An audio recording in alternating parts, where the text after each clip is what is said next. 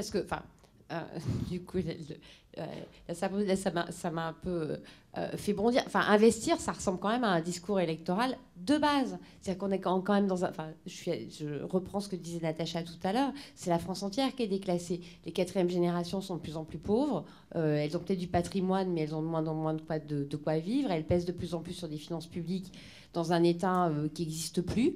Au sein d'un euro qui est au bord de l'explosion, avec des dettes publiques. Donc, investir, c'est pas une réponse. Non, Ça, non, Natacha. bon, non.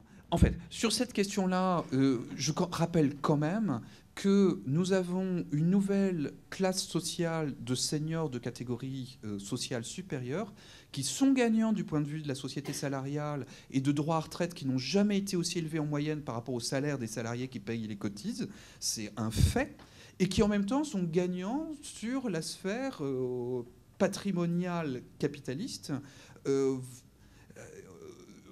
25% des logements de moins de 2 pièces dans Paris Intramuros sont des logements d'appoint, résidences secondaires et en fait de l'argent serré par des seniors de bonne classe sociale multipropriétaires qui sont massivement représentés comme tels à l'Assemblée nationale. L'analyse des transformations de l'Assemblée nationale depuis 30 ans est cataclysmique. En 1981, pour un député de plus de 40 ans, pardon, pour un député de plus de 60 ans, il y avait un député de moins de 40 ans.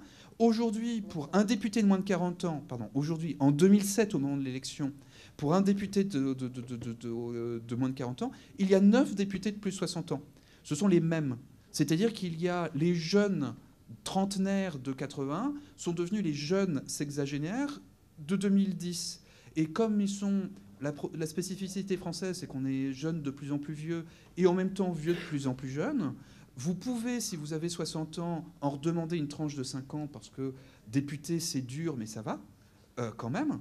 Et c'est cumulable avec toutes les retraites potentielles, c'est-à-dire ce qui fait le point commun entre Laurent Fabius et ministre de la Défense. Merci, et Juppé, j'avais un blanc, un blackout. J'ai dit la ministre.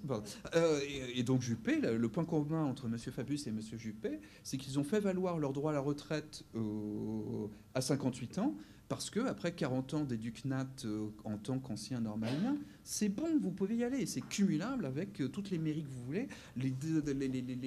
Et c'est vrai que c'est un boulot plutôt sympa. Vous avez même des assistants pour travailler pour vous, c'est faire le vrai boulot. C'est quand même... Voilà. Natacha. Il est possible à l'horizon de 2012 pour cette génération-là d'en redemander 5 ans. Il n'y aura aucune impossibilité. Et donc je pense que ça se fera. J'ai posé la question à Nicolas Sarkozy et il m'a dit que c'était le cadet de ses soucis et que ce qu'il voulait, c'est être réélu.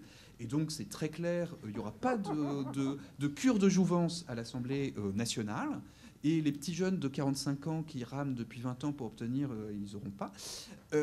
Et ce qui est absolument sûr, c'est que le moment cataclysmique arrivera entre 2012 et 2017.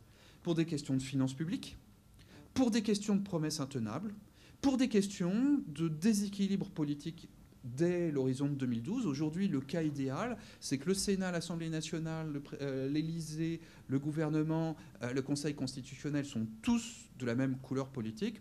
2012, tout ça, voilà. Donc, j'annonce une situation absolument détestable et insupportable entre 2012 et 2017. Il y aura une curée, je ne sais pas à quoi elle ressemblera, mais je crois que c'est trop tard pour la prise de conscience et la prise de responsabilité. Les jeunes n'ont pas assez travaillé, les vieux n'ont pas assez transmis les choses qui comptent vraiment, c'est-à-dire l'expérience et le savoir-faire. Ils ont trop transmis le capital et le chômage qu'avaient subi leurs arrière-grands-parents.